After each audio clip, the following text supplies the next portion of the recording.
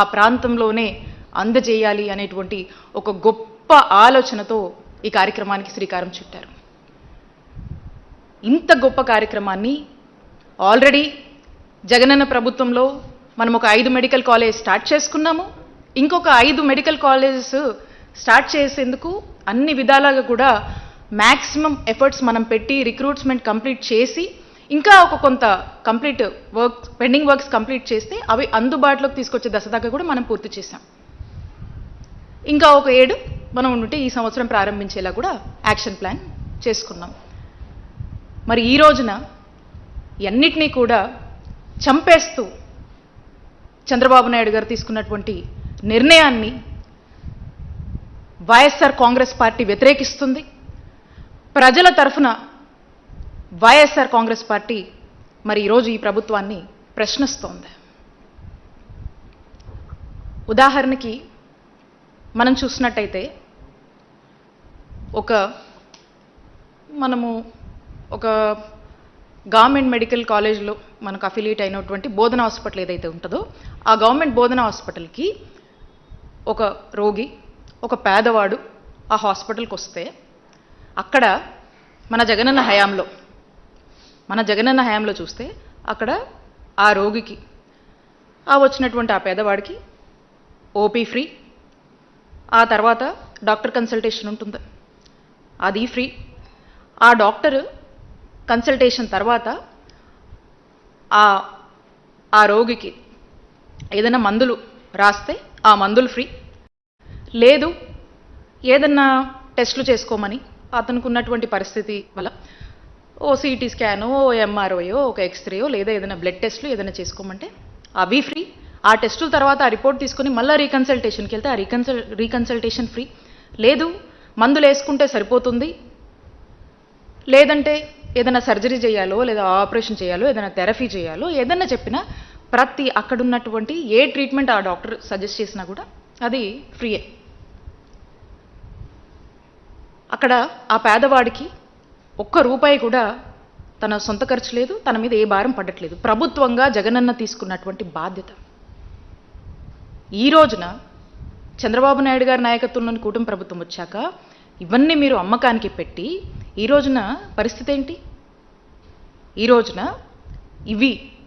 ఈ విధంగా ప్రైవేటైజేషన్ పద్ధతిలో పోతే ఒక పేదవాడు ఒక రోగి హాస్పిటల్కి వస్తే ఆ ఓపీకి డబ్బులు కట్టాలి, ఆ కన్సల్టేషన్కి డబ్బులు కట్టాలి. ఆ కన్సల్టేషన్ అయిపోయిన తర్వాత డాక్టర్ ఏదైనా మందులు చెప్తే ఆ మందులు డబ్బులు పెట్టి కొనుక్కోవాలి. లేదు ఇదే సిటీ ఎంఆర్ఐ స్కాను లేదా ఎక్స్రే లేకపోతే ఇంకో ఏదన్నా బ్లడ్ టెస్ట్ రాశారంటే వాటికి డబ్బులు ఖర్చు పెట్టుకోవాలి. ఆ తర్వాత ఆ టెస్టులు రిపోర్ట్లు వచ్చాక మళ్ళీ రీకన్సల్ట్ డాక్టర్ని అయితే ఆ మందులతో తగ్గిపోతుందని చెప్పినా లేదా సర్జరీ చేయాలన్నా ఇంకో ఆపరేషన్ చేయాలన్నా ఇంకో థెరపీ చేయాలన్నా ఇంకోటి చెప్పినా వాటికి డబ్బులు ఖర్చు పెట్టాలి. ఈ భారం అంతా ఎవడి మీద పడుతుంది? ఈ భారం అంతా ఆ పేదవాడి మీద పడుతుంది. దీనివల్ల ఆ పేదవాడి పరిస్థితి ఏంటి? అప్పుల పాలైపోతాడు, దిక్కుచోచని పరిస్థితిలోకి వెళ్ళిపోతాడు. ఈ భారం బాధ్యత గల ప్రభుత్వంగా మీది కాదా అని నేను ఈ కూటమి ప్రభుత్వాన్ని ప్రశ్నిస్తున్నాను. జగనన్న ప్రభుత్వంలో అయితే ఇవన్నీ ఫ్రీగా పేదవాడికి మనం అందుబాటులోకి తీసుకొచ్చాము. ఈరోజు ప్రైవేటైజేషన్ పేరుతో కూటమి ప్రభుత్వం ఇవన్నీ కూడా పేదవాడి దగ్గర నుంచి డబ్బులు వసూలు చేసి ఈ విధంగా బిజినెస్ చేసుకుంటూ ఈ విధంగా సొమ్ము చేసుకుంటూ పేదవాడిని గాలికి వదిలేసినటువంటి పరిస్థితులు ఈరోజు ఈ ప్రైవేటైజేషన్ పద్ధతిలో నెలకొంటున్నాయి. ఇది ఇంకా పెరిగిపోతుంది. ఇది ప్రైవేటైజేషన్కి ప్రభుత్వంలో మనం కొనసాగిస్తే ఉండేటువంటి తేడా. ఇది మా జగనన్న హయానికి మీ ప్రైవేటైజేషన్ పద్ధతిలో మీరు నడిపించాలనుకుంటున్నటువంటి విధానానికి ఉండేటువంటి తేడా అని చెప్పి మీకు స్పష్టం చేస్తూ ఉన్నాను. ఇదే కాదు, మీరు చూస్తే ఒక గొప్ప ఆశయంతో ఒక గొప్ప సంకల్పంతో దేశ చరిత్రలో ఏ ముఖ్యమంత్రి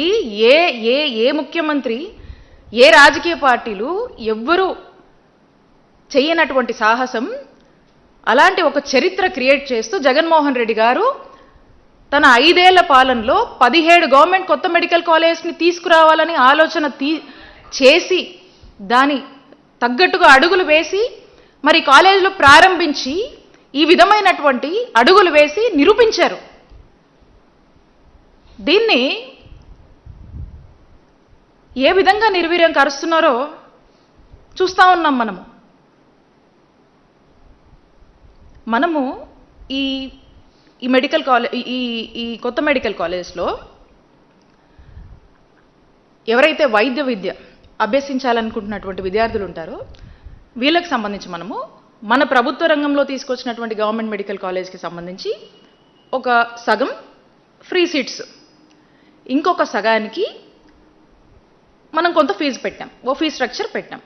ఈ ఫీజు కూడా ఎందుకంటే ఈ సెల్ఫ్ ఫైనాన్సింగ్ పద్ధతి ఏంటంటే ఈ యొక్క మెడికల్ కాలేజ్ ఒక సర్వైవల్ కోసం, అంటే వాటికి సంబంధించినటువంటి ఫెసిలిటీస్ ఏమైతే కావాలో రెగ్యులర్గా వాటి రన్నింగ్ కోసం ఎక్కడ కూడా అంతరాయం కలగకుండా ఒక వరల్డ్ క్లాస్ ఫెసిలిటీస్తో చక్కటి వాళ్ళ యొక్క విద్య అభ్యసించడానికి ఎక్కడ కూడా ఇబ్బంది లేకుండా అంతరాయం కలగకుండా ఈ యొక్క ఫెసిలిటీస్ ఎవరి మీద కూడా ఆధారపడకుండా అవి వాటంతటా అవి రన్ అయ్యేదానికి ఈ ఫీజు అనేది మనం పెట్టాం. అంటే ఒక 50% ఫీజు ప్రైవేటైజేషన్ అంటూ వాటికి అవి సర్వై అవుతూ ముందుకు వెళ్ళాలి అనేటువంటి ఒక గొప్ప ఆలోచన ఈ ప్యాటర్న్ మనం తీసుకొచ్చాం. మనం ప్రభుత్వ రంగంలో ఉన్నటువంటి మెడికల్ కాలేజ్ విషయంలో పద్ధతిలో ఇవే మెడికల్ కాలేజెస్ ఏమవుతాయంటే ఈ ప్రైవేటైజేషన్ పద్ధతిలో ఏవో కొన్ని సీట్లు, ఈ ప్రైవేటైజేషన్ పద్ధతిలో ఇవే మెడికల్ కాలేజెస్ ఏమవుతాయి మిగతా సీట్లన్నీ ఏవో కొన్ని లక్షలకి కోట్ల ఫ్రీగా ఇస్తారు, అమ్ముకుంటారు. ఇక మిగతా సీట్ల పేద విద్యార్థి మన కొన్ని లక్షలకి వైద్య విద్య అభ్యసించాలంటే ఈ కోట్ల రూపాయలు ఎక్కడ తీసుకున్నారు? ఈ భారం ఎవరి మీద పడుతుంది? వైద్య విద్య అభ్యసించాలంటే ఇక ఈ విద్య అభ్యసించాలంటే కోట్ల రూపాయలు పేద విద్యార్థుల భారం ఎవరి మీద పడుతుంది? ఎవరు బాధ్యత తీసుకుంటారు? ఇక ఈ విద్య అభ్యసించాలంటే ఈ పేద విద్యార్థుల పరిస్థితి ఏంటి? ఎవరు బాధ్యత తీసుకుంటారు? ఈ ప్రైవేటైజేషన్ వల్ల ఈ విద్యార్థుల ఆశయాన్ని డాక్టర్ విద్య అభ్యసించాలనేటువంటి వీళ్ళ ఆలోచనని చంపేస్తున్నారు. ఇదే కాదు, ఈ మెడికల్ కాలేజ్కి సంబంధించి మనము కొన్ని ఎకరాల భూముల్ని సేకరించాము. దానికి ప్రతి గవర్నమెంట్ మెడికల్ కాలేజ్కి సంబంధించి ఒక్కొక్క మెడికల్ కాలేజ్కి మనము 500 కోట్లు బడ్జెట్ని మనం కేటాయించుకున్నాము.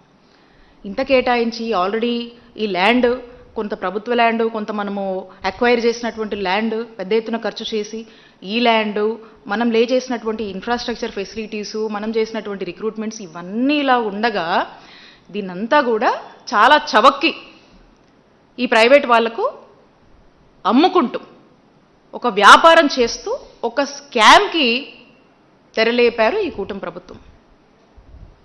ఖచ్చితంగా ఇది స్కామే. ఇన్ని ఫెసిలిటీస్ మనం క్రియేట్ చేశాక ఏం అవసరం వచ్చింది ఈరోజు మనం ప్రైవేటైజేషన్ పద్ధతికి వెళ్ళి గవర్నమెంట్ కాలేజెస్ని మనం ఈ మెడికల్ కాలేజ్ని మనం ఎందుకు చంపుతున్నాము? ఇంతమంది హోప్ని ఎందుకు చంపేస్తున్నాము? ఉచితంగా ఇంతమంది ప్రజలకు మనము అందజేయాల్సినటువంటి ఫ్రీ వైద్యాన్ని ఎందుకు మనము ఈరోజు ఒక బిజినెస్ మోడల్లో చూపిస్తున్నాము? అంటే పేదవాడి ఆరోగ్యం పట్ల ఏ మాత్రం కూడా బాధ్యత లేని ప్రభుత్వంగా ఈరోజు కూటమి ప్రభుత్వం వైద్య ఆరోగ్య రంగంలో వ్యవహరిస్తుందని స్పష్టమవుతుంది. ఇదేదో మేమంటుంది కాదు, మీరు వచ్చి గ్రౌండ్లోకి వచ్చి చూడండి. ఈ రాష్ట్ర ప్రజల్లోకి మీరు వచ్చి చూడండి, ఈ రాష్ట్ర ప్రజలు చెప్తారు మీకు. ఈ విధంగా వెళ్తా ఉన్నారు. ఖచ్చితంగా మేము చెప్తా ఉన్నాం, ప్రజల పక్షాన వైఎస్ఆర్ కాంగ్రెస్ పార్టీ డిమాండ్ చేస్తూ ఉంది. మేము ఈ ప్రైవేటైజేషన్ పద్ధతిని వైఎస్ఆర్ కాంగ్రెస్ పార్టీ వ్యతిరేకిస్తుంది. నిన్న మా నాయకుడు జగన్మోహన్ రెడ్డి గారు స్పష్టంగా వారి యొక్క స్టాండ్ని తెలియజేశారు. వారు అడిగిన ప్రశ్నలకి ఎవరు కూడా సమాధానం చెప్పట్లా. ఎవరో ఒకరు సమాధానం చెప్పండి. ఎవరు సమాధానం చెప్పట్లా. ఖచ్చితంగా మేము చెప్తా ఉన్నాము, మా నాయకుడు చెప్పారు, వైఎస్ఆర్ కాంగ్రెస్ పార్టీ మా స్టాండ్ ఇదే. రేపు రానున్నటువంటి మా వైఎస్ఆర్ కాంగ్రెస్ పార్టీ ప్రభుత్వం, మా జగనన్న ప్రభుత్వంలో ఈ రోజున ఏదైతే నిర్ణయం మీరు తీసుకొని ఈ గవర్నమెంట్ మెడికల్ కాలేజ్ ప్రైవేటైజేషన్ పేరుతో మీరు అమ్మి ఒక స్కామ్కి తెరలేపి వ్యాపారం చేస్తున్నారో, పేదవాడి ఆరోగ్యాన్ని మీరు ఈరోజు అమ్మకానికి పెట్టారో, దీన్ని ఖచ్చితంగా రేపు మా జగనన్న ప్రభుత్వం వచ్చాక మీరు తీసుకున్నటువంటి ఈ నిర్ణయాన్ని మేము రద్దు చేస్తాము. దీన్ని రద్దు చేస్తాము. మళ్ళా ఈ గవర్నమెంట్ మెడికల్ కాలేజ్ అన్నీ కూడా తిరిగి గవర్నమెంట్లోనే కొనసాగిస్తూ పేద ప్రజలకు ఉచిత వైద్యాన్ని అందజేస్తామని చెప్పి మా నాయకుడు చెప్పాడు. ఈరోజు నేను కూడా చెప్తా ఉన్నాం, మేమందరం కూడా చెప్తా ఉన్నాం.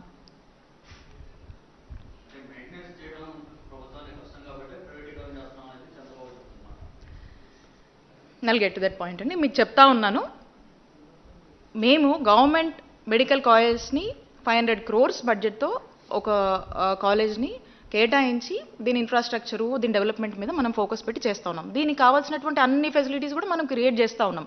ఫర్దర్ దీని సస్టైనబిలిటీ కోసం మనము కొంత ఇందాక చెప్పినట్టుగా ఒక 50% వచ్చేసి ఫ్రీ సీట్స్ ఇస్తున్నాము. ఒక 50% మీద మనం ఒక fee structure, certain fee structure అన్ని ఆలోచించి ఈ నిర్ణయం తీసుకోవడం జరిగింది. సో దట్ వీళ్ళ యొక్క డిపెండెన్సీ అనేది ఎవరి మీద ఉండకుండా వీళ్ళు సెల్ఫ్గా సస్టైన్ అవుతూ ఎక్కడ కూడా అంతరాయం రాకుండా నడిపేందుకు ఈ యొక్క ఆలోచన చేయడం జరిగిందనేది స్పష్టం చేస్తూ ఉన్నాము. అన్నీ ఆలోచించే నిర్ణయం తీసుకున్నాము. మరి ఈ రోజున వీళ్ళు ఇదంతా కూడా ప్రైవేట్ వాళ్ళకి కట్టగట్టి వాళ్ళకు అప్పచెప్పి దీన్ని అమ్ముతూ వాళ్ళేదో ఒక సొమ్ము చేసుకుంటూ ఈరోజు ప్రజల్ని గాలికి వదిలేసినటువంటి పరిస్థితి, ఒక స్కామ్కి తెరలేపారు. అలానే మనం చూసినట్టయితే ఆరోగ్యశ్రీ గురించి, ఈ ఆరోగ్యశ్రీ ప్రోగ్రాం ఎవరు ఇంట్రడ్యూస్ చేశారు, ఈ ఆరోగ్యశ్రీ పథకం ఎవరు తీసుకొచ్చారని నేను ప్రత్యేకించి చెప్పనవసరం లేదు. ఆరోగ్యశ్రీ ఎంతోమంది లక్షల మంది పేద ప్రజల ప్రాణాలు కాపాడడానికి ఆనాడు ఆ దివంగత మహానేత డాక్టర్ వైఎస్ రాజశేఖర రెడ్డి గారు ఈ పథకాన్ని ప్రవేశపెట్టి ఎంతో మందిని బ్రతికించారు, ఆదుకున్నారు, ఈ రాష్ట్ర ప్రజల్ని కాపాడారు. ఇలాంటి ఒక గొప్ప పథకం దేశానికే ఆదర్శంగా నిలిచింది. ఈరోజు దేశంలో ఉన్నటువంటి దాదాపు అన్ని రాష్ట్రాలు కూడా ఆరోగ్యశ్రీ అనేటువంటి ప్రోగ్రామ్ని వాళ్ళందరూ కూడా ఈ ట్రస్ట్ని ఫాలో అవుతూ అమలు చేస్తూ మరి ముందుకు వెళ్తున్నటువంటి పరిస్థితి. ఆంధ్రప్రదేశ్లో ఆరిజిన్ అయినటువంటి ఈ గొప్ప పథకం దేశానికి ఆదర్శంగా నిలిచినటువంటి పరిస్థితుల్లో ఈ రోజున కూటమి ప్రభుత్వం వచ్చాక అసలు ఈ ఆరోగ్యశ్రీనే లేకుండా చేస్తూ ఉన్నారు. హైబ్రిడ్ మోడల్ అంటున్నారు, అదేదో ఇన్సూరెన్స్ మోడల్ అని మాట్లాడుతూ ఉన్నారు.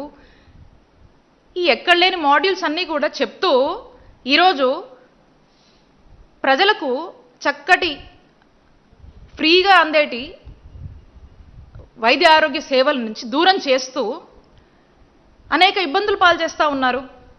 మనం చూసినట్టయితే ఆరోగ్యశ్రీ, జగనన్న ఆరోగ్యశ్రీని 3257 ప్రొసీజర్స్కి పెంచి 25 లక్షల వరకు కూడా ఆ లిమిట్ని పెంచి దాదాపు మన రాష్ట్రంలో 90% పైగా ఉన్నటువంటి కుటుంబాలు ఈ ఆరోగ్యశ్రీని ఈరోజు అవైల్ చేసుకుంటూ చక్కగా వెళ్తున్నటువంటి పరిస్థితి నుంచి ఈరోజు అసలు ఈ రాష్ట్రంలో ఆరోగ్యశ్రీ ఉందా లేదా, అమలు అవుతుందా లేదా, ఏ హాస్పిటల్ పోవాలి, వెళ్తే చూస్తారో లేదో అన్నటువంటి భయంలోకి ఈరోజు ప్రజలు నెట్టినటువంటి పరిస్థితి. మా నాయకుడు జగన్మోహన్ రెడ్డి గారు జగనన్న ప్రభుత్వంలో బ్రహ్మాండంగా ఈ ఆరోగ్యశ్రీ ట్రస్ట్ కింద 3600 కోట్లు సంవత్సరానికి మనం ఖర్చు చేస్తూ గొప్పగా ఈ ఆరోగ్యశ్రీ పథకాన్ని, ఈ ప్రోగ్రామ్ని మనం అమలు చేసినటువంటి పరిస్థితి.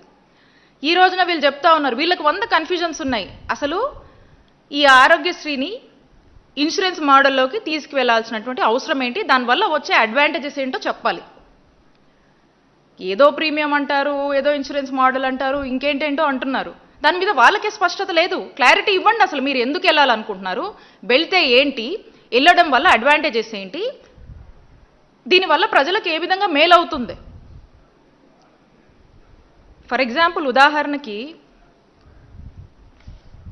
మనం చూస్తే ఒక వ్యక్తి ఈ ఇన్సూరెన్స్ మాడ్యూలే గనక ఉంటే ఏదైనా ఒక జబ్బు వచ్చి ఆ హాస్పిటల్కి వెళ్తే ఫర్ సపోజ్ ఒక 2 లక్షలు ఖర్చు అవుతుంది, 2 లక్షలు ఖర్చు అవుతుంది ఆ జబ్బు నయం కావడానికి అని చెప్తే అందులో 50,000 ఆరోగ్యశ్రీలో ఈ ఇన్సూరెన్స్ మాడ్యూల్లో మీకు లభిస్తుందండి అని చెప్తే ఇంకో 1,50,000 ఎక్కడి నుంచి ఈ వ్యక్తి పెట్టుకోవాలి, దీనికి ఎవరు రెస్పాన్సిబుల్ తీసుకుంటారు?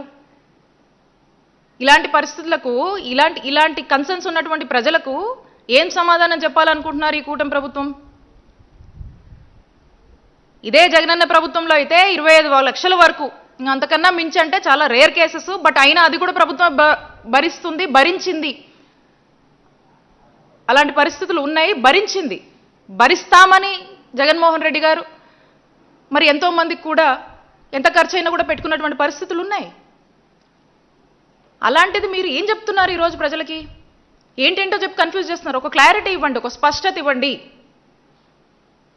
మీరు బ్రహ్మాండ 3600 కోట్లతోనే ఆరోగ్యశ్రీని మనం జగనన్న హయాంలో బ్రహ్మాండంగా అమలు చేశాం ట్రస్ట్ కింద. మీరు ఈ ప్రీమియం అని ఇవ్వని అవ్వని ఏదేదో చేసి మీరు చెప్తున్న అన్ని ఇంకేటేటో చేయాలంటే ఖచ్చితంగా ఒక 5000 కోట్ల కన్నా కూడా ఎక్కువ అవుతుంది ఖర్చు. దాంట్లో కూడా మళ్ళీ గ్యారెంటీ లేదు. ఇందాక ఎగ్జాంపుల్ చెప్పాను కదా, ఓ కొంత వస్తుంది. అసలు ఆరోగ్యశ్రీ వర్తిస్తుందా లేదా అనే కన్ఫ్యూజనే ప్రజల్లో చాలా ఉంది. చూడట్లేదు హాస్పిటల్స్. మరి అంత ఖర్చు అయ్యేటువంటి పరిస్థితి ఉంటుంది. మరి అంత ఖర్చు చేస్తూ ఆ ఇన్సూరెన్స్కి మోడల్కి ఈ హైబ్రిడ్ మోడల్స్కి వెళ్ళాల్సినటువంటి అవసరం ఏముందో చెప్పాలి మీరు. 3600 కోట్లకి 5,000 కోట్లకు పైగా అవుతున్నటువంటి బడ్జెట్. ఆ మధ్యలో నంబర్స్ ఉన్నాయే, ఆ 1500 కోట్లు 1400 కోట్ల వరకు, అవి ఎవరి జాబ్లోకి వెళ్తాయి? రాష్ట్ర ప్రజలు అన్నీ గమనిస్తున్నారు. అలానే ఇప్పుడున్నటువంటి ఈ ట్రస్ట్ని కంటిన్యూ చేస్తూ నెట్వర్క్ హాస్పిటల్స్ 4000 కోట్ల వరకు కూడా మీరు చెల్లించాలి. ఒక 600 కోట్లు ఏదో చెల్లించి వాటికి ఇవ్వకుండా వాటిని గాలికి వదిలేశారు. ఈరోజు నానా ఇబ్బందులు పడుతున్నాయి నెట్వర్క్ హాస్పిటల్స్. ఈరోజు పేషెంట్స్ వెళ్తే చూడటంలా. ఎందుకు చూడటం లేదంటే బిల్లులు రావాలి ప్రభుత్వం నుంచి, మీరు చెల్లించట్లేదు, వాళ్ళు ప్రజల్ని పట్టించుకోవట్లేదు. డబ్బులు ఉంటే చూపించుకోవాలి, లేదంటే లేదా అప్పులు చేసుకొని చూపించుకోవాలి. పేదవాడి పరిస్థితి ఇది. నెట్వర్క్ హాస్పిటల్స్ కూడా ఏం చేస్తారు పాపం, వాళ్ళు కూడా గాలికి వదిలేశారు. డబ్బులు వస్తే వాళ్ళు వైద్యం చేయడానికి సిద్ధంగా ఉన్నారు. వాళ్ళకి చెల్లించాల్సినటువంటి బకాయిలు చెల్లించి వాళ్ళని ఎంకరేజ్ చేస్తే బ్రహ్మాండంగా ఈ ఆరోగ్యశ్రీ ట్రస్ట్ కింద వైద్య ఆరోగ్య సేవలు అందించవచ్చు, వైద్య ఆరోగ్య రంగానికి ప్రాణం పోయొచ్చు. కానీ మీరు ప్రాణం తీయాలనుకుంటున్నారు. ప్రజల ప్రాణాలతో మీరు ఆడుకుంటున్నారు ఈరోజు. ఎందుకు ఇదంతా చేస్తున్నారంటే, ఇవన్నీ మంచి పనులు చేసినా ఈ పేరు ఆ దివంగత మహానేత డాక్టర్ వైఎస్ రాజశేఖర రెడ్డి గారికే పేరు వస్తుంది, మా నాయకుడు జగన్మోహన్ రెడ్డి గారికే పేరు వస్తుంది. కాబట్టి ఈ పేరు ప్రజల్లోంచి పూర్తిగా చెరిపేయాలనేటువంటి ఒక దురాలోచనతో మీరు ఇవేవీ లేకుండా చేస్తూ ఉన్నారు. అదే మనకు స్పష్టమవుతా ఉంది.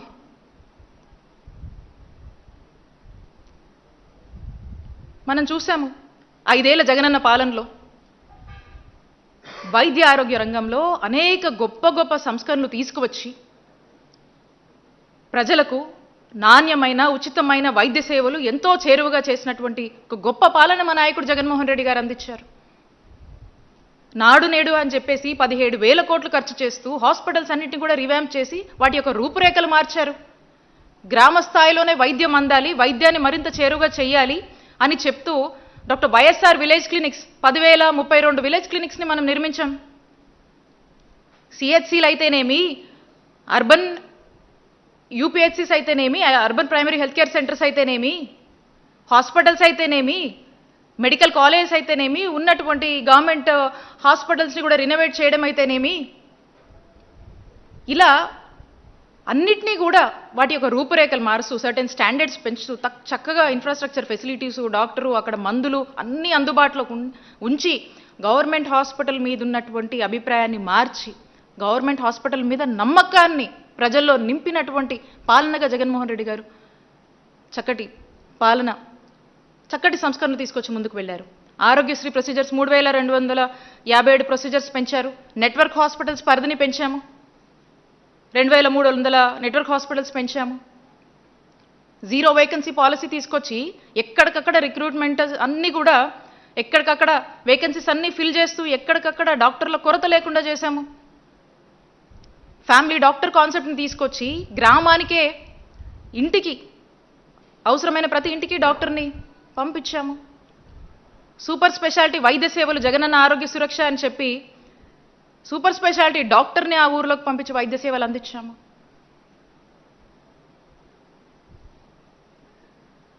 నూతన గవర్నమెంట్ మెడికల్ కాలేజ్ తీసుకురావాలి, ప్రివెంటివ్ టెరిషరీ కేర్ని ఇంకా బలోపేతం చేయాలి, ప్రజల వద్దకే సులువుగా వైద్య సేవలు అందించాలని చేసినటువంటి ప్రతి ఒక్క ఆలోచనని, తీసుకొచ్చినటువంటి ప్రతి ఒక్క సంస్కరణని ఈరోజు క్రమంగా కూడా మీరు ఈరోజు నీరుగారుస్తున్నారు, ఒక రకంగా చంపేస్తున్నారని చెప్పొచ్చు.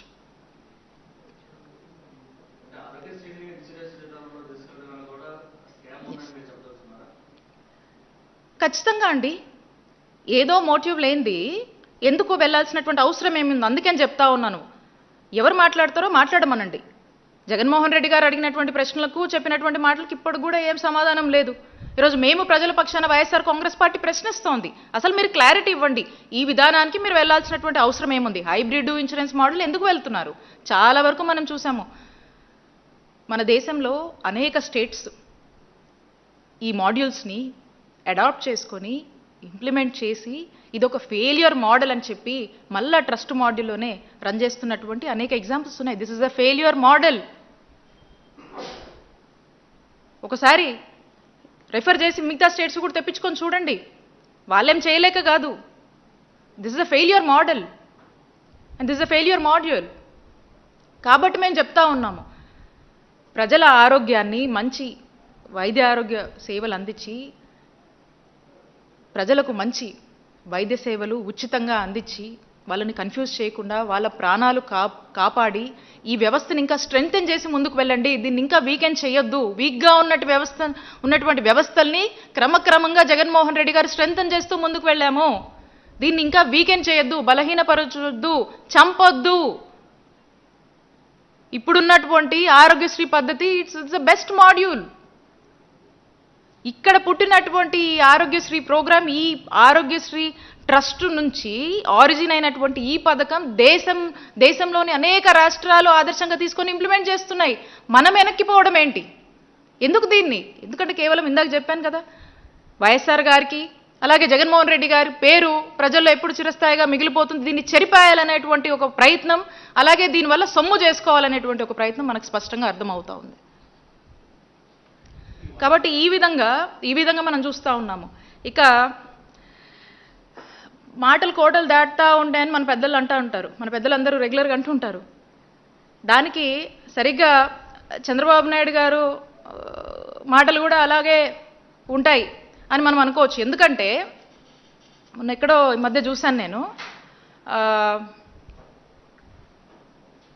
ప్రతి ఒక్కరిని అంట 120 ఏళ్ళు బతికిస్తాడంట చంద్రబాబు నాయుడు గారు. ఆయన చెప్తున్నారు ఏమని, 120 ఏళ్ళు నేను బతికిస్తాను, బిల్గేట్స్ ఫౌండేషన్తో కలిసి ఒక సంజీవన్ నేను తీసుకొస్తాను, ఆ సంజీవన్ వల్ల ఈ రాష్ట్ర ప్రజలందరూ కూడా 120 సంవత్సరాలు బతుకుతారని చెప్పి మరి చంద్రబాబు నాయుడు గారు మాట్లాడుతూ ఉన్నారు.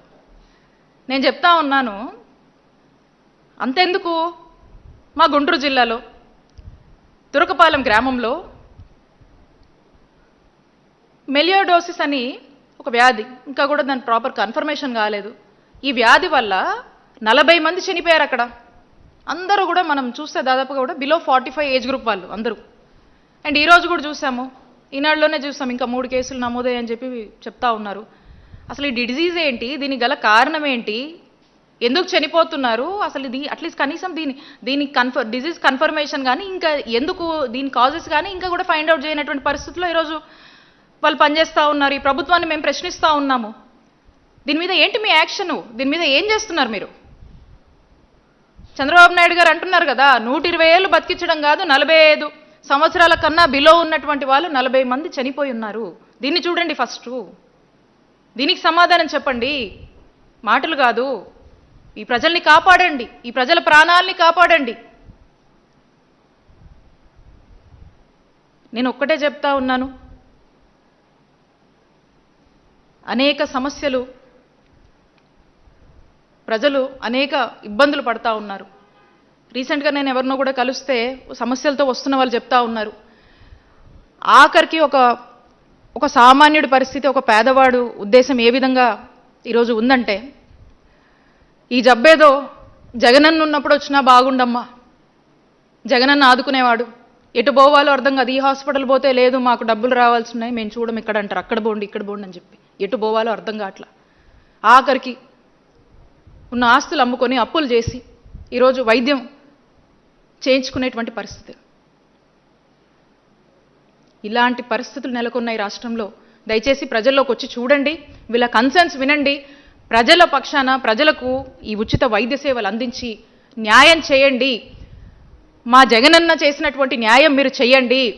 లేదు మీరు కనీసం మీరు కొత్తవి చేయకపోయినా ఆ ఉన్నటువంటి ట్రస్టుని కానీ ఉన్నటువంటి ఏవైతే ఉన్నటువంటి మనం తీసుకొచ్చినటువంటి కార్యక్రమాలు ఏమున్నాయో వాటినన్నా సక్రమంగా ఇంప్లిమెంట్ చేయండి. మీరు కొత్తవి చేయకపోయినా పర్లా అని చెప్పి ఈ కూటమి ప్రభుత్వానికి తెలియజేస్తూ ఉన్నాము. మళ్ళీ కూడా స్పష్టం చేస్తుంది ఒకటే, మా నాయకుడు జగన్మోహన్ రెడ్డి గారు స్పష్టంగా చెప్పారు, వైఎస్ఆర్ కాంగ్రెస్ పార్టీ ప్రజల పక్షాన ఒకటే కోరుతా ఉంది, మేము తీసుకొచ్చిన ఏ రిఫార్మ్స్ అయినా, మేము తీసుకొచ్చినటువంటి గవర్నమెంట్ మెడికల్ కాలేజ్ కానీ ఈ ఆరోగ్యశ్రీ ట్రస్ట్ మోడల్ కానీ మేము ఏవైతే ఇవి తీసుకొచ్చాం ఇవి గొప్పగా అమలు చేశామో వీటికి అగేన్స్ట్గా వెళ్ళి దీన్ని ప్రైవేటైజేషన్ అనే పేరు పెట్టి దీంట్లో మీరు బిజినెస్ వెతుక్కుంటున్నారో, దీని ద్వారా మీరు ఏదైతే స్కామ్ చేయాలనుకుంటున్నారో దీని ద్వారా ప్రజల ఆరోగ్యాన్ని పనంగా పెట్టి సొమ్ము చేసుకోవాలనుకుంటున్నారో ఇది కరెక్ట్ కాదు. రేపు మా వైఎస్ఆర్ కాంగ్రెస్ పార్టీ మా జగనన్న ప్రభుత్వం అధికారంలోకి వచ్చాక ఖచ్చితంగా కూడా ఈ ప్రైవేటైజేషన్లో మీరు వేస్తున్నటువంటి అడుగులు తీసుకున్నటువంటి ఆలోచనని ఖచ్చితంగా మేము రద్దు చేస్తాము. మళ్ళా తిరిగి గవర్నమెంట్లోనే వీటిని కొనసాగించి ప్రజలకు మేలు చేస్తాము, మెరుగైన వైద్య సేవలు అందిస్తామని తెలియజేసుకుంటున్నాం.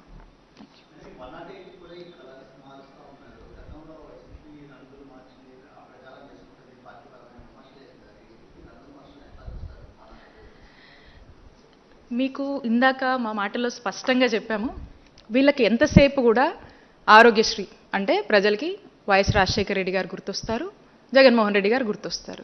ఈ పేరుని పూర్తిగా ప్రజల్లోంచి తొలగించాలి, దీన్ని చెరిపేయాలి. అది చెరిపేయలేరు, అయినా దీన్ని చెరిపేయాలి అని చెప్తూ చేస్తున్నటువంటి ప్రయత్నాలే తప్పితే ఇక్కడ ఒక పేదవాడికి మంచి చేద్దామని కానీ ఉచితంగా వైద్య సేవలు అందిద్దాము, పేదవాడి ఆరోగ్యం కాపాడదాము అనేటువంటి ఉద్దేశాలు ఏమీ లేవు. దాంట్లో భాగంగానే చేస్తున్నటువంటి ప్రయత్నాలు ఇవి, ఈ రంగులు మార్చడం కానీ ఇంకోటి కానీ ఇవన్నీ వీటి మీద ఉన్నటువంటి దృష్టి ఈరోజు చక్కటి వైద్య సేవలు అందిస్తాం అనేటువంటి ఆలోచన ఈ కూటమి ప్రభుత్వానికి లేదు. Any questions?